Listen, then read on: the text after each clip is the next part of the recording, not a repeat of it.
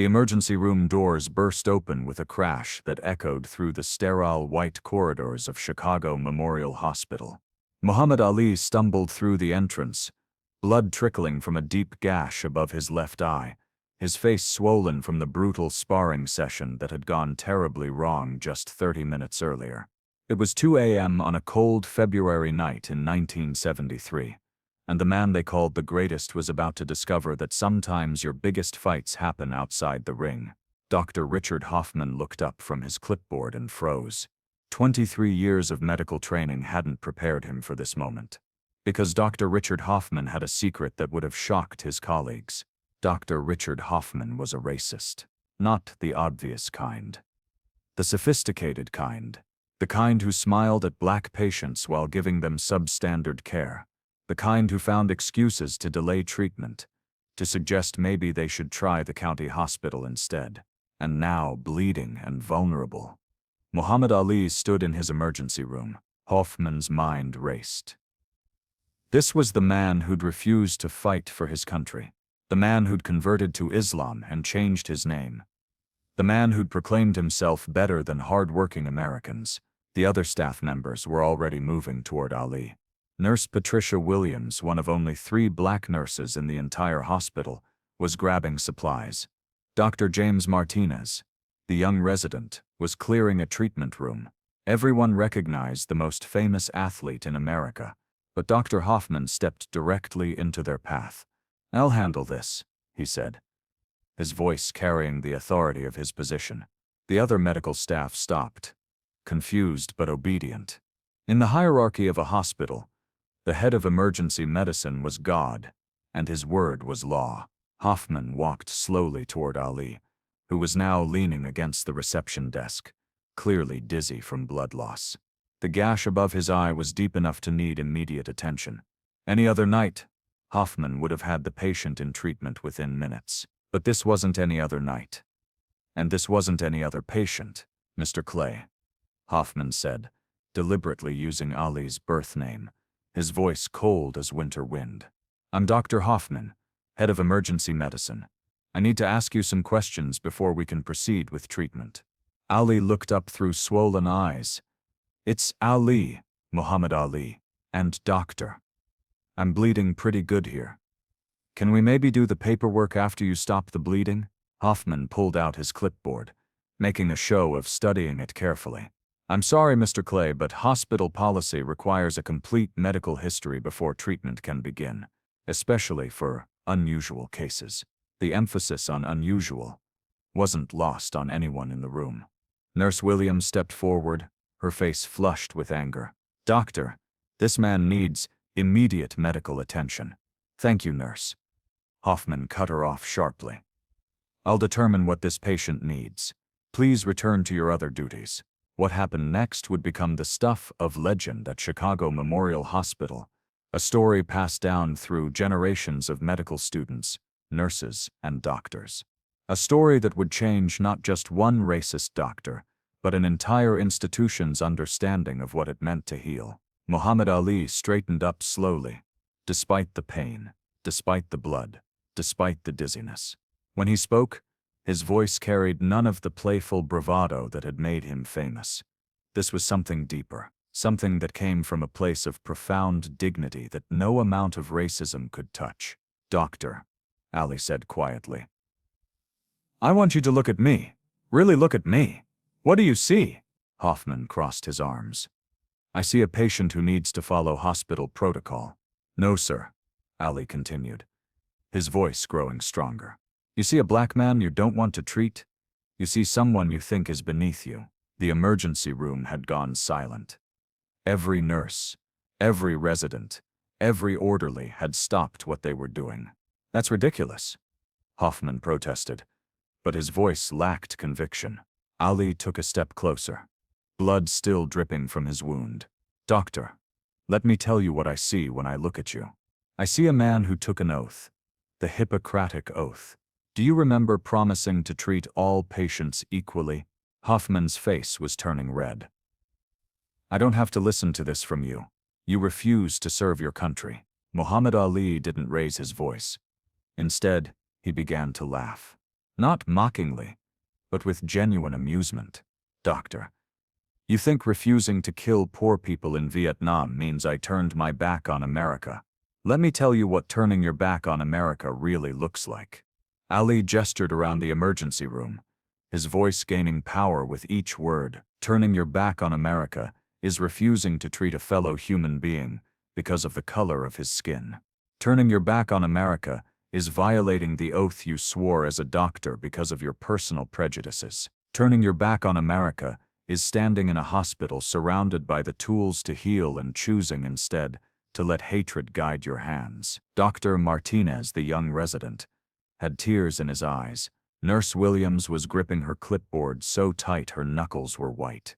Even the security guard by the door was staring in amazement. But Ali wasn't finished. "You want to know what serving America really means, doctor? It means treating every person who walks through those doors as if they were your own family. It means putting aside your hate and your fear and your ignorance and doing the job you were called to do. It means being the healer you promised to be, not the judge and jury you've decided to become." Hoffman's hands were shaking now. Something was happening inside him that he didn't understand. Something that felt like a dam breaking, releasing floods of shame and regret he'd been holding back for years. "But here's the thing, doctor," Ali continued, his voice soft now, almost gentle. "I don't hate you for this. You know why? Because hate is what got us here in the first place. Hate is what made you look at my black skin and see an enemy instead of a patient. Hate is what made you forget the oath you took to heal people." Ali reached out slowly and placed his hand on Dr. Hoffman's shoulder. The simple human contact was like an electric shock. "I forgive you, doctor. But more importantly, you need to forgive yourself.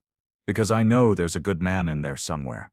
A man who became a doctor because he wanted to help people.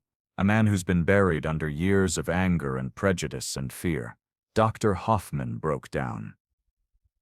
Right there in the middle of the emergency room, in front of his colleagues and his patients and the most famous athlete in the world, he began to sob. Great heaving sobs that came from somewhere deeper than his medical training, deeper than his professional reputation, deeper than his racist beliefs.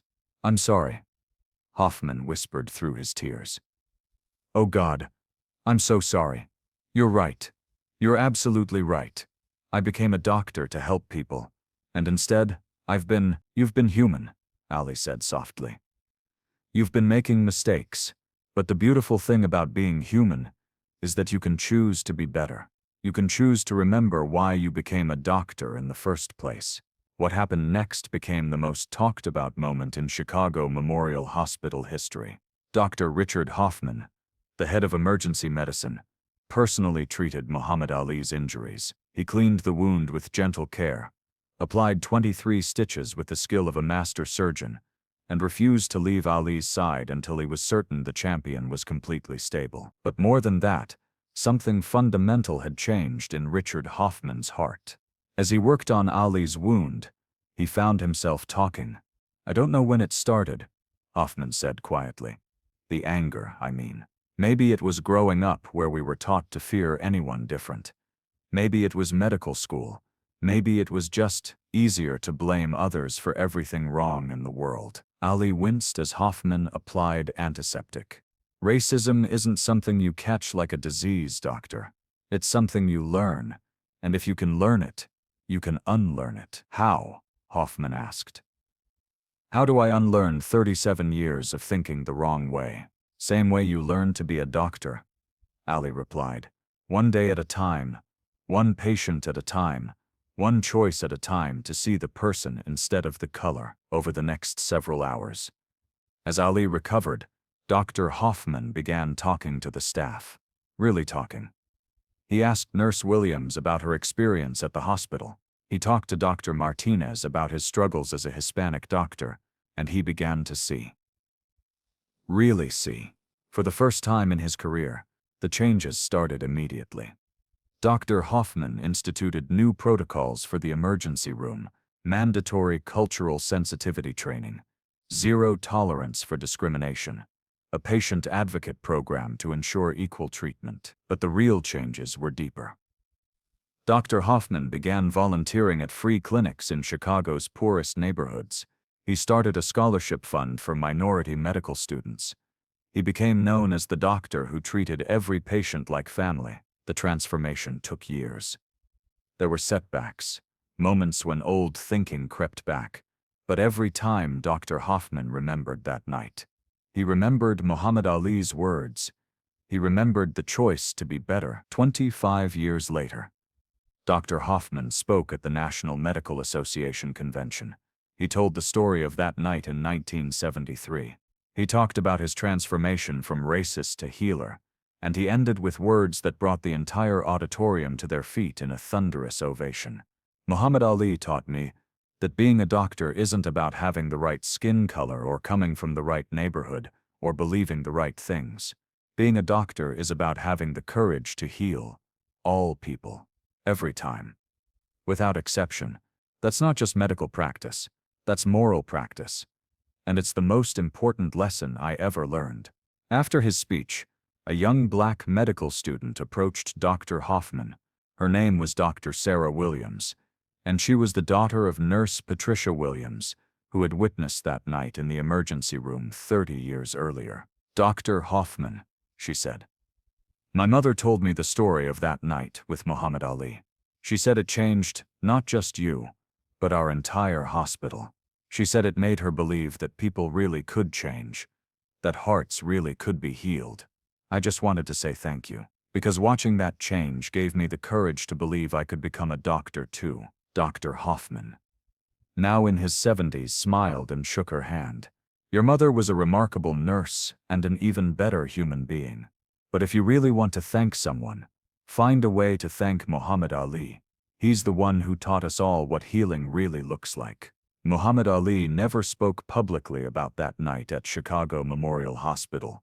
When reporters asked about encounters with racism, he would simply say, "You can't fight hate with hate. You fight it with love." Dr. Hoffman kept in touch with Ali until the champion's death in 2016. Every year on February 14th, he would send Ali a card, "Thank you for saving my life by letting me save yours." The story became legendary at the hospital. It was told to every new staff member as an example of what was possible when people chose healing over hatred. The hospital was transformed. By the 1990s, it was known as one of the most inclusive medical centers in the country. Dr. Hoffman's scholarship fund helped send over 200 minority students to medical school. If this story moves you, remember that we all have the power to change hearts and minds. Muhammad Ali could have made Dr. Hoffman's racism a public scandal, could have destroyed his career with a phone call. Instead, he chose healing. He chose to see the person beneath the prejudice. He chose to believe that a racist doctor could become a healer, that a heart closed by hate could be opened by love. Dr. Richard Hoffman was saved that night. Not by medical intervention, but by the refusal of one man to respond to hatred with more hatred. And in being saved, he went on to save thousands of others. Sometimes the greatest medicine isn't found in any pharmacy.